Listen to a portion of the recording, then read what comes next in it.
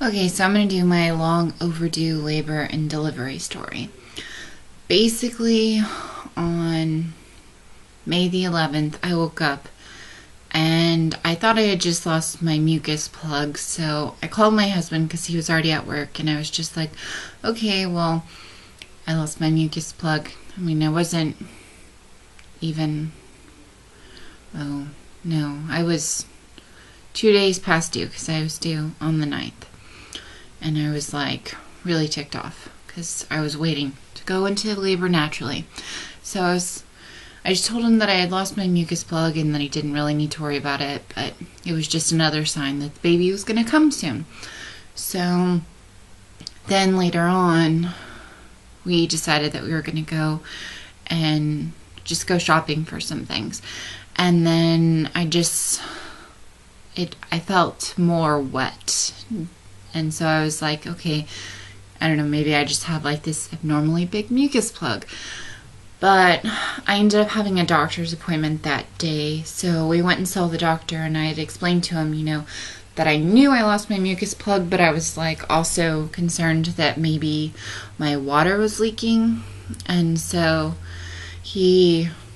before he checked me, he was like, oh, I'm sure it was just your mucus plug. And then he ended up checking me, and he noticed that there wasn't any fluid around the baby. So we went ahead and we called the midwife, and we told her that we were on our way to the hospital.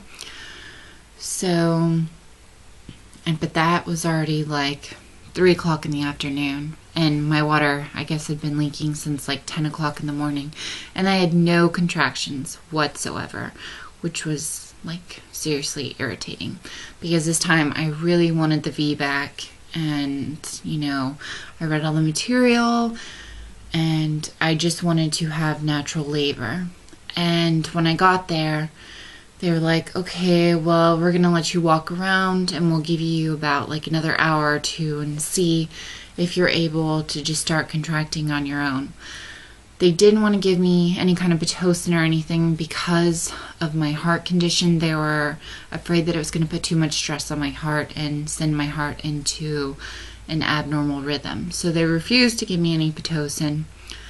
And since they weren't sure of the exact time my water broke, they were obviously concerned about infections. So they were like, we'll give you, an hour, 2 hours, and then we're just going to have to give you a C-section. And I just felt so defeated because I just wanted to have that natural labor experience that everyone talks about. And I kind of felt like I got robbed of it. But I just wanted a healthy baby in the end, so I just went along with it because I didn't really have too many options. That was the best hospital to go to in the area.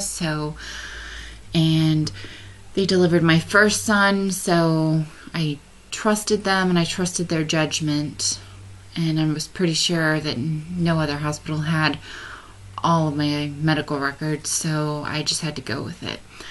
And I had the C-section. My son was about 6.5 pounds. I have to try and convert everything because they measure in kilos, and I think he was 19.5 inches long, which is kind of short for us, but he was just a teeny tiny little thing. But he was completely healthy, and this was the first time that they brought him down to me in the recovery room, and I was able to try nursing him at that time.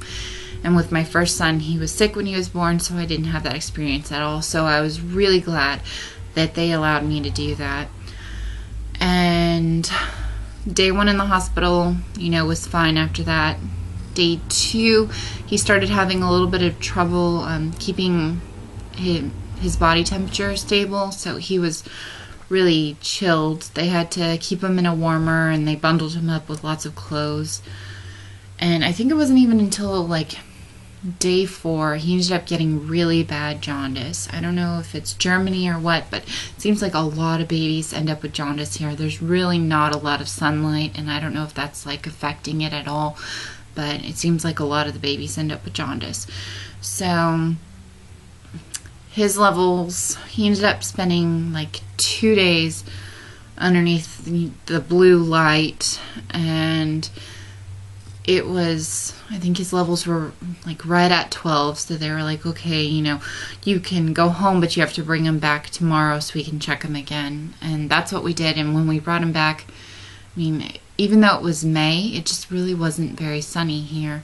So his levels just kept rising, and they were like, well, that happens, it can rise up until the 5th day, and his levels ended up going up to like 17, and his jaundice just got really bad. But thankfully, they're like, okay, well, come back tomorrow, and if it hasn't gone down dramatically by tomorrow, then we're just going to have to send you to a specialist.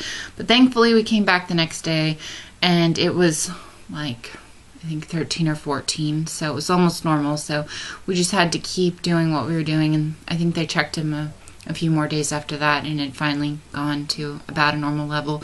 But his eyes were so yellow, it took forever for the yellow to go away. I think that just like barely happened, and he just turned 3 months old. It just took forever.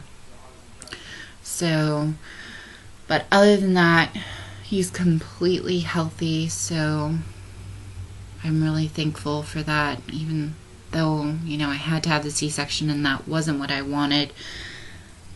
My child was still healthy, so I'll take it, I'll take what I can get as long as my baby's healthy. That's like my main concern. So, but that's basically my like labor, delivery, and hospital stay.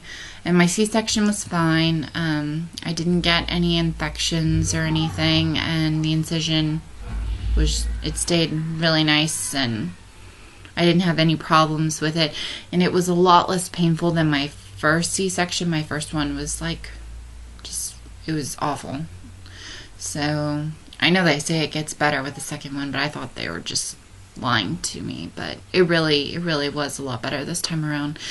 And here in Germany, they're not really big on like giving you pain medication, so I think I had like IV medication for maybe like the first 24 hours, and then they started giving me like basically the Tylenol equivalent stuff to just last me for the rest of the time that I was in the hospital. And for all those people that get to go home with medication, they did not do that. I was able to see a doctor on post in order to get medication for after I left the hospital, but they did not believe that you need that you would need the hospital medication or any kind of medication outside of the hospital. So that was kind of a downfall.